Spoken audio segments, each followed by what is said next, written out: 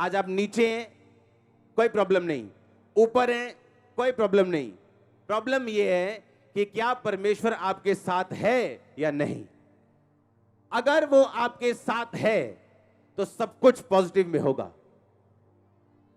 अगर आप real Christian हैं, रियल वन, और आप सही बुलाहट के रास्ते में हैं, आपको 100% कंफ्यूजन आएंगी। 100% आप कंफ्यूज होंगे, 100% आप ट्रबल में होंगे।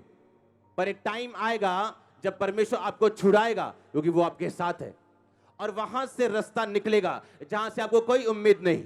आज मैं आपको डिक्लेयर करने के लिए आया हूं, आपके रास्तों को मैंने निकलते हुए रेगिस्तानों में से पानी के जैसे, समुद्र के बीच में रास्तों के जैसे मैं निकलता हुआ देख रहा हूं।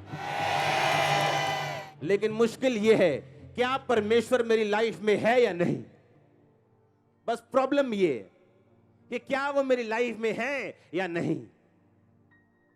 इमेजिन करो एक शहर जिसका सबसे पुराना एमबीबीएस डॉक्टर, कि एक शहर में सबसे पहले जिसने एमबीबीएस की हो, एमडी की हो, एमडी तो होती नहीं थी तब, शायद उसको कुछ और होता था, वो आपको अगर बोल दे कि ये प्रॉब्लम कभी ठीक नहीं हो सकती, और उसका 70 साल का एक्सपीरियंस आपको ये बोल दे, क्या फिर भी आप प्रेयर करोगे?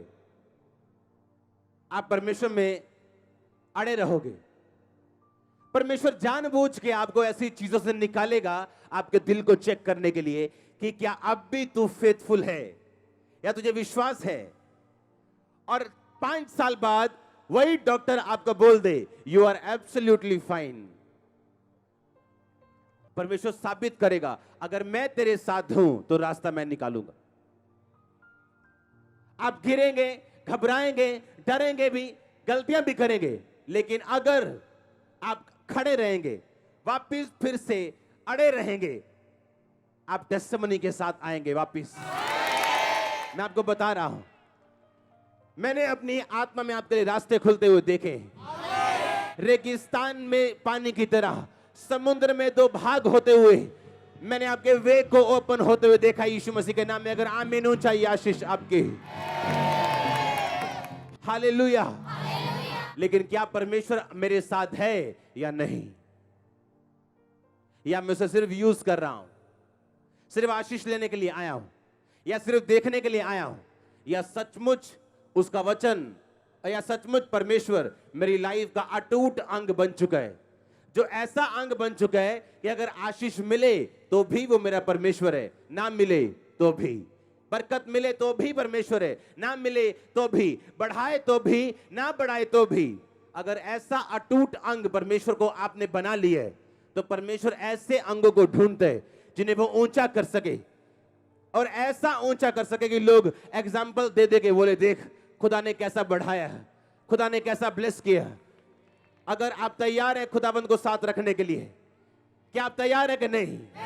प्रॉब्लम यही है, ऊंचाई प्रॉब्लम नहीं, या नीचाई प्रॉब्लम नहीं, नीवापन प्रॉब्लम नहीं, प्रॉब्लम ये क्या परमेश्वर मेरे साथ है या नहीं।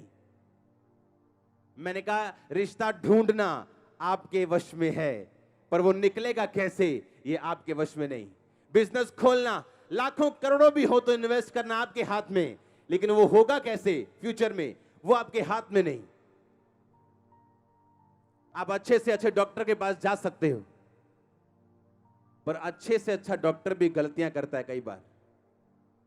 तो वो गलती सिर्फ अगर आप पे हो, इसका मतलब प्रभु का फेवर आपके साथ नहीं। और आपने मांगना है खुदावंद तेरा फेवर मुझ पे आए, और जब फेवर आप पे आता है, आप फिर टेस्टिमनी सुनते हो कि ये नौकरी के मैं काबिल नहीं था, पर सिर्फ मैं हूं जिसे ये मिली है। 1000 लोगों ने टेंडर भरा था, लेकिन मैं हूं जिसका ठेका निकला है। इसे फेवर बोलते हैं। और जब ये एक व्यक्ति की लाइफ में आता है, लाख कोशिश कर ले पूरी दुनिया, इसे कोई हटा नहीं सकता। और जब ये आपकी लाइफ में आता है, तो डिवाइन हेल्पर्स आपकी लाइफ में आते हैं।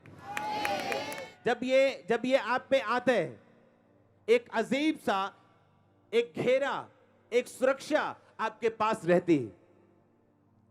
आप जितने मर्जी बॉडीगार्ड रख लो, आपको मालूम है सुरक्षा किसके हाथ में है? परमेश्वर के हाथ में है। आमीन।